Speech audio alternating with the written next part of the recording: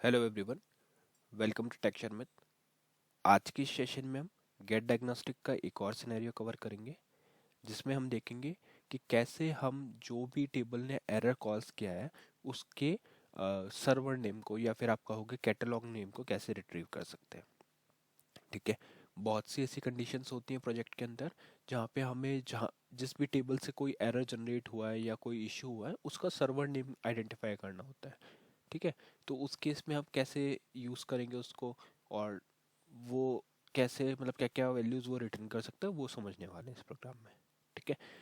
अब इस चीज़ को समझने के लिए सबसे पहले मैं आपको क्या करूँगा, कुछ टेबल दिखाऊंगा, उसका डेटा देखेंगे, क्योंकि हमें एक एक काइंड ऑफ एरर जनरेट करना होगा, उसी के बाद में वो हमारे को वो शो करेगा। तो देखते हैं कैसे टेबल का हम यूज़ कर रहे हैं।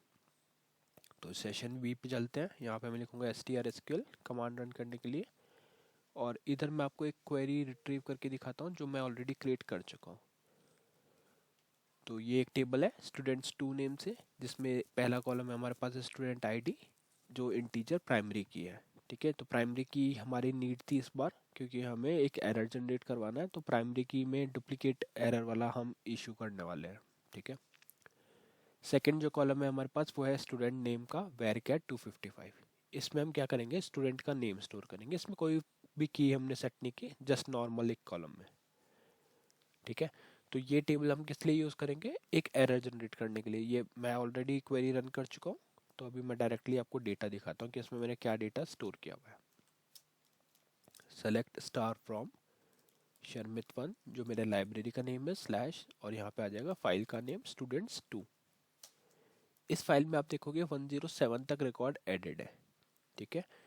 101 से 107 तक सिक्वेंशियली मैंने कुछ डेटा इसमें ऐड किया हुआ है।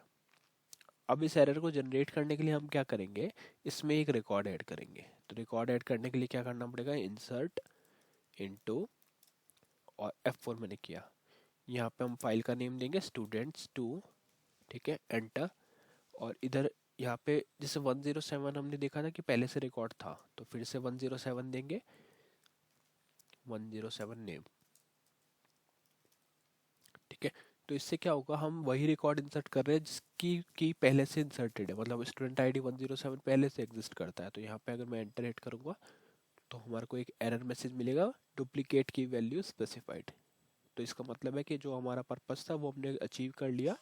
हमें एक एरर जनरेट करवाना था जो यहाँ पे जनरेट हो चुका है। ठीक है। अब एरर जनरेट हो गया, अब इस एरर को हम यूज़ करेंगे, इस एरर को अब हम यूज़ करेंगे अपने प्रोग्राम में, और वहाँ पे फिर हम कैटलॉग इन्फॉर्मेशन फेच करने वाले हैं। तो प्रोग्राम देखते हैं अभी। प्रोग्राम में हम क्या कर रहे हैं, प्रोग्राम में हमने सबसे पहले तो एक वेरिएबल डिक्लेयर किया है GD इन्फो नेम से, जिसका लेंथ रखा 128। अब क्वेश्चन आता है कि 128 क्यों, क्योंकि ये एक मैक्सिमम लेंथ है इस कैटलॉग नेम, जो स्टेटमेंट है जो हम वैल्यू रिट्रीव कर रहे हैं कैटलॉग नेम, इसका जब आप IBM की ऑफिशियल वेबसाइट विजिट करोगे और वहाँ पे जब इसको सर्च करोगे तो आपको एक लिस्ट मिलेगा, पूरा टेबल मिलेगा, जहाँ पे सारे स्टेटमेंट उनके कॉरस्पॉन्डिंग आपको मिलेगा लेंथ और उसका डेटा टाइप। तो वहाँ से मैंने देखा, तो वहाँ से मैंने कैटलॉग नेम के लिए देखा, तो मुझे क्या मिला वैल्यू, कैरेक्टर और 128। तो उस अकॉर्डिंग मैंने यहाँ पे एक डिक्लेयर कर दिया GD इन्फो कैरेक्टर 128। ठीक है। अब उसके बाद में आप क्या वेरिएबल का नेम कुछ भी रख सकते हो, बस आपको डेटा टाइप और लेंथ वहाँ पे देखना होगा, जितना है उस अकॉर्डिंग आप मैक्सिमम पे ही सेट करके रखो, जिससे कि अगर कोई भी सर्वर नेम बड़ा होता है तो उस केस में आपके एरर नहीं आएगा कभी भी, और आपकी वैल्यू ट्रंकेट नहीं होगी। ठीक है। सेकेंड वेरिएबल मैंने इसलिए रखा है कि अगर सपोज मेरे पास 10 कैरेक्टर्स का कुछ डेटा आता है इसके अंदर, तो उसको प्रिंट एक साथ 128 को तो कर नहीं सकते, तो हम क्या करेंगे, उसको ट्रिम कर देंगे, ट्रिम करके स्टोर करेंगे रिजल्ट वेरिएबल में, जो मैंने 10 का किया हुआ है सेट। ठीक है। ये मेरा अजम्पशन है कि 10 का होगा मेरा सर्वर नेम, या जो भी आपको लगता है 20 आप ले सकते हो, या मैक्सिमम जितना प्रिंट करना है उतना ले सकते हो। ठीक है। तो ये डिक्लेयर हो गया। अब हम क्या करेंगे, इसका यूज़ करेंगे ट्रिम करके इसको स्टोर करने के लिए। अब यहाँ पे हम क्या कर रहे हैं, यहाँ पे हमने सेट किया कमिट ऑप्शन को स्टार नन पे, तो इससे क्या हो जाएगा, कमिटमेंट ऑफ हो जाएगा। ठीक है। कमिटमेंट कंट्रोल को हमने स्टार नन पे सेट कर दिया। यहाँ पे हम इंसर्शन परफॉर्म कर रहे हैं, तो इंसर्शन परफॉर्म करने के लिए हमने क्या किया, एक एग्जीक्यूट किया स्किल को, जहाँ पे इंसर्ट कर रहे हैं शर्मित वन में जो हमारे लाइब्रेरी का नेम है /students2 और यहाँ पे रिकॉर्ड कर देते हैं 107 ही, क्योंकि अभी हमने देखा 107 ऑलरेडी एग्जिस्ट करता है। तो ये क्या करेगा, ये एक नया रिकॉर्ड एंट्री करेगा अपने फाइल students2 के अंदर, जहाँ पे स्टूडेंट आईडी होगी 107 और स्टूडेंट नेम होगा 107 नेम। बट ये चीज़ हम अभी हमने रन करके देखी और हमारे को पता है कि 107 के लिए रिकॉर्ड ऑलरेडी एग्जिस्ट करता है। तो इस केस में ये क्या रिटर्न करेगा, डुप्लीकेट की एरर रिटर्न करेगा। और उस एरर को फिर हम क्या करेंगे, कैप्चर करेंगे। उस एरर को नहीं, उस एरर, अब इस टेबल में हमने इंसर्शन किया तो इसने एरर कॉज किया, बट इसके पीछे सर्वर कौन सा था एक तरह से, या आप बोल सकते हैं कैटलॉग का नेम क्या है जिसमें ये एरर आया हमारे पास। तो उसको कैप्चर करने के लिए हम क्या करेंगे, गेट डायग्नोस्टिक्स का यूज करेंगे। तो यहाँ पे हम क्या कर रहे हैं, एक्सैक एसक्यूएल गेट डायग्नोस्टिक्स और यहाँ पे लिखा कंडीशन 1। तो ये क्या करेगा, कंडीशन 1 के लिए फैच करेगा कैटलॉग नेम को, किसमें, GD इन्फो में। तो कैटलॉग नेम आया, जो भी नेम है उसको स्टोर कर दिया हमने GD इन्फो वेरिएबल में। ये हमारा होस्ट वेरिएबल है। Get diagnostic condition 1 catalog name GD info, इसमें स्टोर हो जाएगा। फिर जो भी आउटपुट आया आपके पास उसको आप करोगे ट्रिम। तो ट्रिम करने के लिए मैं यहाँ पे GD इन्फो को ट्रिम कर रहा हूँ, स्टोर कर रहा हूँ रिजल्ट वेरिएबल में, और फिर डिस्प्ले करा रहे हैं रिजल्ट को। लास्ट में सेट कर देते हैं INLR ऑन। ठीक है, तो ये तो एक सिंपल सा फ्लो देख लिया हमने। अब इसको करते हैं कंपाइल और आउटपुट देखते हैं क्या आ रहा है। तो जैसे ही इसको कंपाइल किया और कॉल किया तो हमारे पास आउटपुट आया pub400। तो यही हमारा सर्वर है और इसको हम as a catalog name retrieve कर रहे हैं फाइल से। तो जो भी फाइल में एरर कॉज हुआ है उसका कैटलॉग नेम ये रिटर्न करता है। ठीक है, तो यहाँ पे एरर जनरेट हुआ था, इस वजह से हमारे पास आउटपुट क्या आ गया, pub400। हम पब्लिक सर्वर यूज़ कर रहे हैं इसलिए वहाँ पे pub400 है। अगर आप कोई और सर्वर यूज़ कर रहे हो तो वहाँ पे या तो उसका IP या उसका सर्वर नेम आपको शो हो जाएगा। ठीक है, तो ये देखा हमने पूरा प्रोसेस कैसे हम कैटलॉग नेम को रिट्रीव कर सकते हैं। अब सेकंड क्वेश्चन ये है कि क्या अगर हम करेक्ट वैल्यू प्रोवाइड करते हैं तो उस केस में भी एरर जनरेट होगा, तो वो देखते हैं। तो यहाँ पे मैंने किया 108 और इधर 108।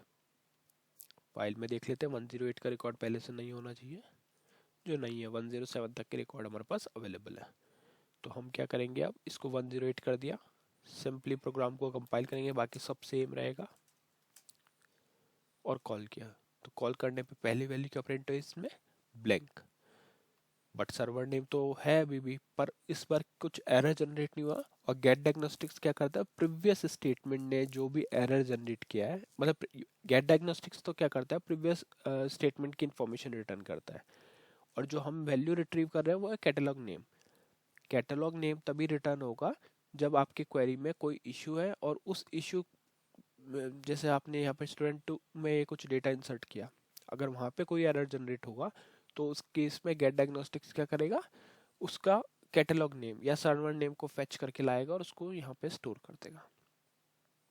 ठीक है, तो ये अब जैसे 108 के लिए नहीं था, अब सेम प्रोग्राम वापस से अगर मैं कॉल करता हूँ, बट उससे पहले मैं आपको फाइल दिखाऊंगा।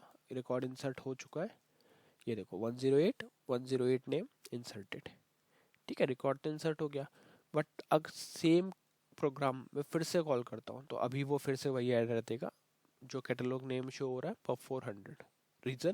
रीज़न ये है कि अभी 108 ऑलरेडी फाइल में है और फिर से हमारा प्रोग्राम क्या कर रहा है, 108 की एंट्री करने का ट्राई कर रहा है। तो इस केस में क्या होगा, 108 किसी भी कंडीशन में ऐड नहीं होगा, क्योंकि वो पहले से एग्जिस्ट करता है और हम प्राइमरी की यूज़ कर रहे हैं, इस वजह से वो डुप्लीकेट की एरर का मैसेज थ्रो करेगा। और डुप्लीकेट की एरर आएगा तो फिर जो भी टेबल हम यूज़ कर रहे हैं उसका सर्वर या उसका कैटलॉग नेम क्या है वो यहाँ पे ये रिटर्न कर देगा। तो जैसे यहाँ पे रिटर्न क्या किया इसने, pub400 रिटर्न कर दिया। ठीक है, अब क्वेश्चन आता है कि इस तरह की चीज़ों को आप कब यूज़ करेंगे, गेट डायग्नोस्टिक्स वाले जो इन्फॉर्मेशन है। तो सपोज आप कोई डेवलपमेंट कर रहे हो जहाँ पे आपको फाइल के लॉगिंग पर्पस के लिए कुछ इन्फॉर्मेशन स्टोर करनी है, कि अगर आपने कोई डंप लिया तो डंप के साथ में ये इन्फॉर्मेशन भी आप सेव कर सकते हो कि कहाँ पे कौन से कैटलॉग में एरर आया, कौन सा मैसेज आईडी जनरेट हुआ, है ना। तो ये सारी इन्फॉर्मेशन तब हम यूज़ कर सकते हैं मेनली। ठीक है, तो इस सेशन के लिए इतना ही था। नेक्स्ट सेशन में बाकी टॉपिक डिस्कस करेंगे। So thank you for watching tech Sharmit.